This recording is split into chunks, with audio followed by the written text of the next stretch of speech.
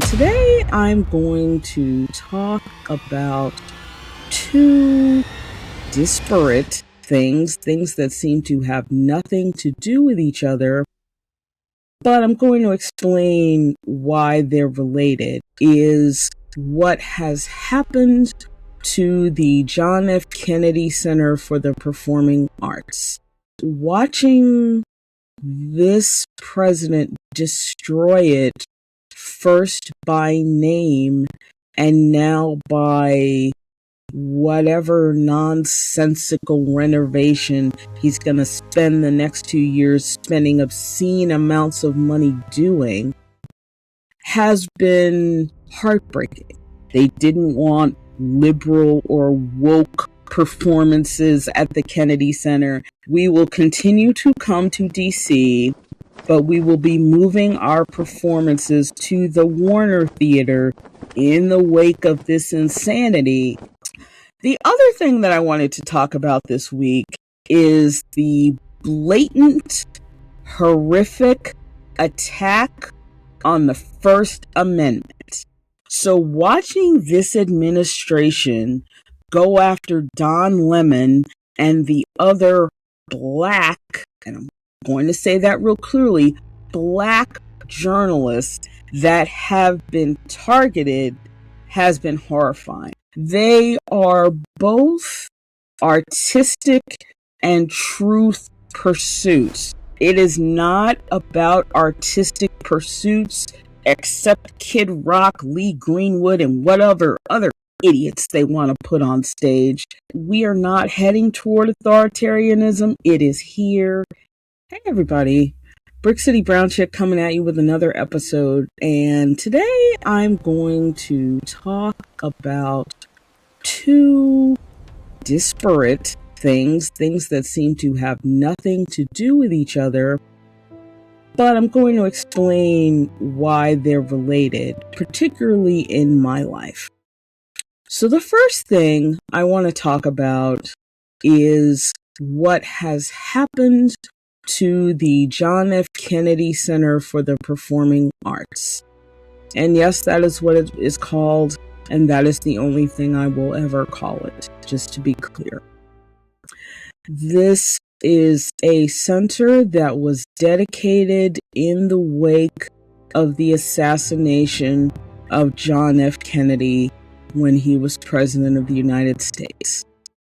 And it is a place where people gather to experience the arts. Opera and dance and music and concerts. I have been there several times in my life. It is a grand, glorious, beautiful place. And watching this president destroy it, first by name and now by whatever nonsensical renovation he's going to spend the next 2 years spending obscene amounts of money doing, has been heartbreaking. And it's been heartbreaking because I am a person who grew up with the arts. From as long as I can remember, my parents made a point to take me to artistic endeavors. They took me to plays and dances and concerts. I remember as a very little kid going to like a sock puppet show when that was a thing for kids in the 70s. And they were very conscious of the fact that in addition to formal education, that I also needed education in the arts, because having both makes you a well-rounded person. And that is who they wanted to raise, a well-rounded person. When I was about 3 years old, my mother came to the realization from her perspective, that I was clumsy. Apparently, I fell a lot, and she would wring her hands about it and try to figure out what could be done about it. So she did her research, which in the 70s, before the internet, was going to the library and reading up on stuff. And she narrowed it down to two possibilities of things she and my father could enroll me in. And she came down to gymnastics or dance. And she had this conversation with my father, and my father, being the practical man he was, said something to the effect of, "If you think she's clumsy, do you really think flipping off a balance beam is a good idea?" Of course, I wasn't old enough to be privy to this conversation. I just heard about it after the fact, and I can totally see my father saying that with a straight, deadpan face, and mean it. And so my mother gave that some thought and decided, okay, they were going to enroll me in dance. And so I went to the Marie Wildey School of Dance, which was in East Orange, New Jersey. Now, the namesake of the school, Marie Wildey, was a former ballet dancer. She had been a professional dancer, even though I've come to the realization over the years that she was a super short woman.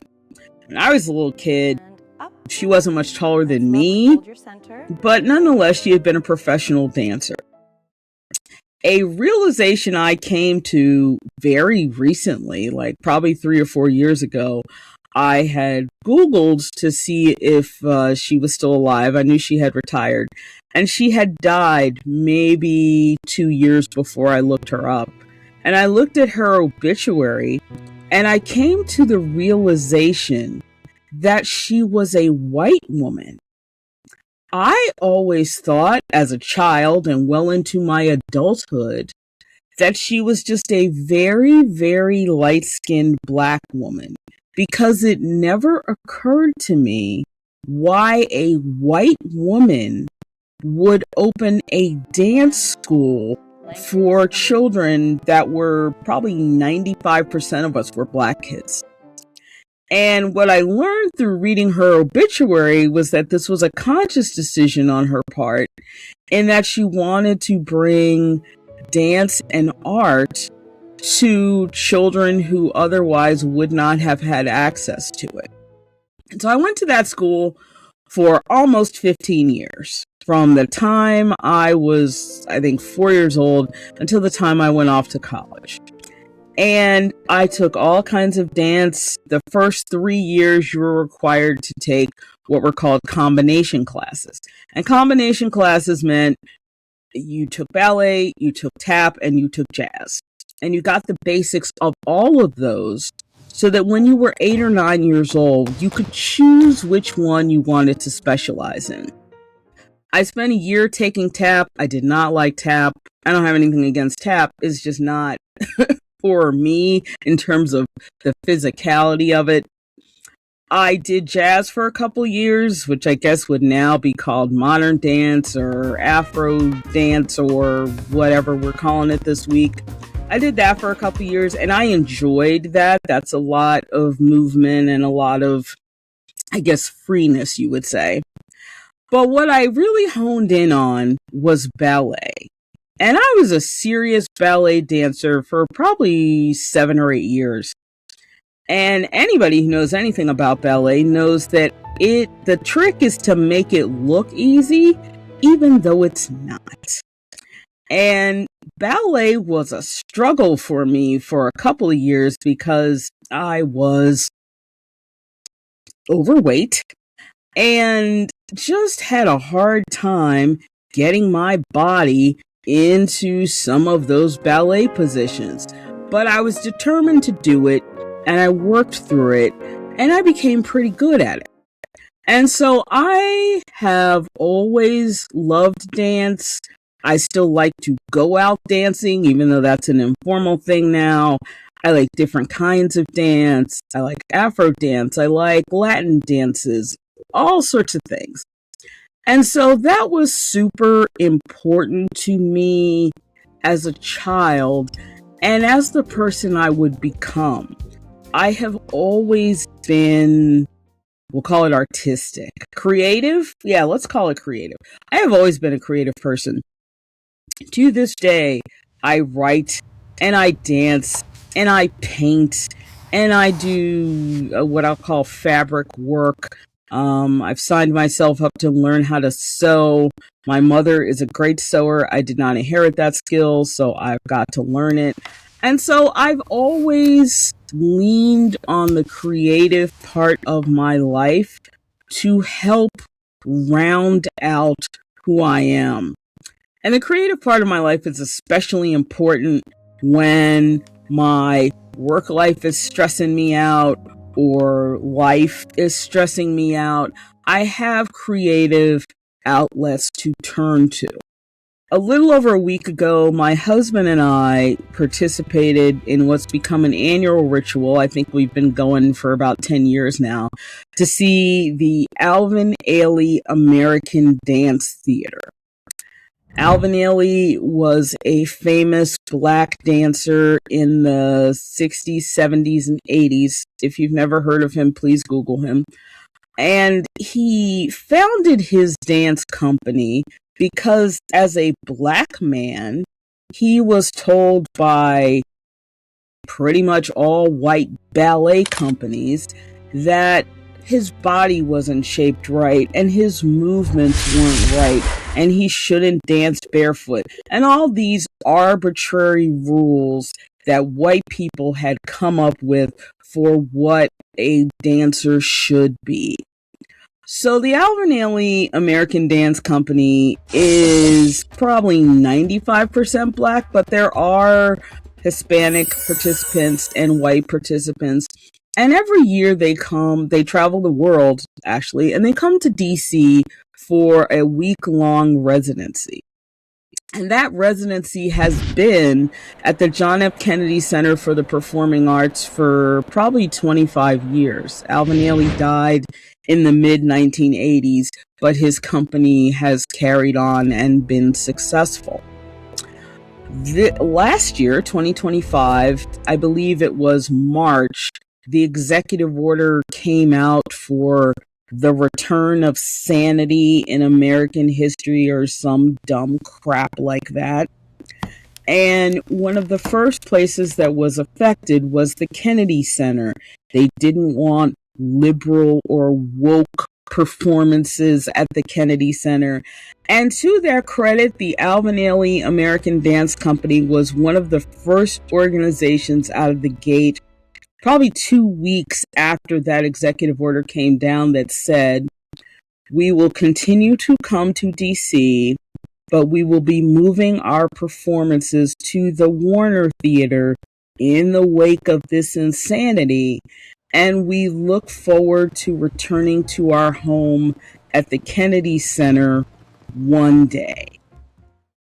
And that was super sad to hear, but also heartening that they were going to take this stand and say, we will not be a part of this racist, and yeah, I'm going to use that word because that's exactly what it is, nonsense. And so my husband and I got to see their 2026 residency at the Warner Theater. Now, the Warner Theater in Washington, D.C. is a beautiful old theater. But when I say it's old, it is 102. It is old. And it is small because, I don't know, Americans were thinner back then, or they just didn't have large performances. Whatever the case may be, it's a small theater. So the theater itself is smaller, which means the stage is much smaller. So the stage might be half the size of the stage at the Kennedy Center. So I was very conflicted during the performance because the company is beautiful and great and their dancing is exceptional, but they had to re-block the entire show. And if you don't know what block means, it's a theater term. It means lay out the show. They had to re-block the entire thing because the space was so much smaller. So I miss seeing them in the beauty and the grandness that is the Kennedy Center. And I echo their message that I look forward to seeing them again there one day when all of this insanity is over. The other thing that I wanted to talk about this week is the blatant, horrific attack on the First Amendment.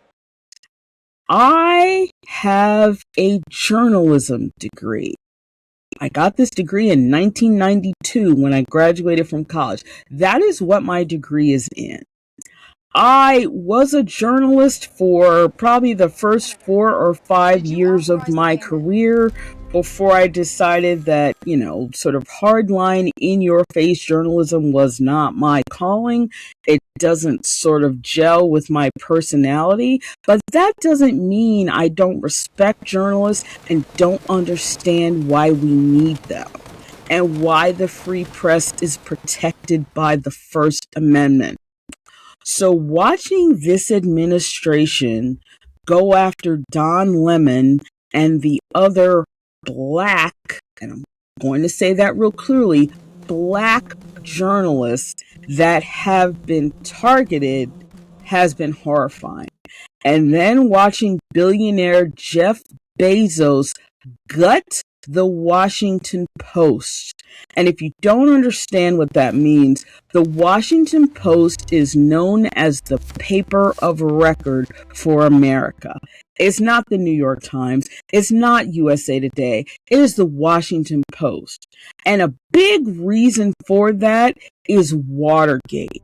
And if you are of a certain age, you know what Watergate was and what it did to the United States. If you are too young to know what it means, please Google it. It's a complicated story, but essentially Richard Nixon was forced to resign as the President of the United States because of the Watergate scandal. And the newspaper that broke Watergate open was the Washington Post. So watching Jeff Bezos complain that he's not making money when he's a multi-billionaire and fire most of the reporters and the staff who work for the Post is absolutely horrifying. Now, how are these two things, John F. Kennedy Center for the Performing Arts and journalism, related? They are both artistic and truth pursuits. And as any of us who have been paying attention know, this administration is not about the truth. It is not about artistic pursuits, except Kid Rock, Lee Greenwood, and whatever other idiots they want to put on stage. They just want to see whiteness. They want to see the reflection of themselves in the mirror. And anyone else who has a different view or opinion or fact is dismissed and taken away from the public. Do I have any doubt whatsoever that Don Lemon will win against the Justice Department? Absolutely not, because what they're claiming is bullshit and a lie. Do I have any doubt that the Alvin Ailey American Dance Company will return to the John F. Kennedy Center for the Performing Arts when this madness is over? I do not. But living through it and seeing the hatred and the horror in real time is confounding and devastating. I have always understood this president to be a hateful, racist, small-minded man. But watching all of this play out in real time, with his MAGA minions cheering him on is absolutely disgusting. And I really hope America understands that we are not heading toward authoritarianism. It is here, it is real, and it is playing out every day. And if we don't pay attention to the loss of our rights, we will have no rights left to defend. We will become China or North Korea or Russia. And that is not hyperbole or exaggeration. It's just truth. I want to thank everybody for joining me this week, and I will see you again soon. Take care.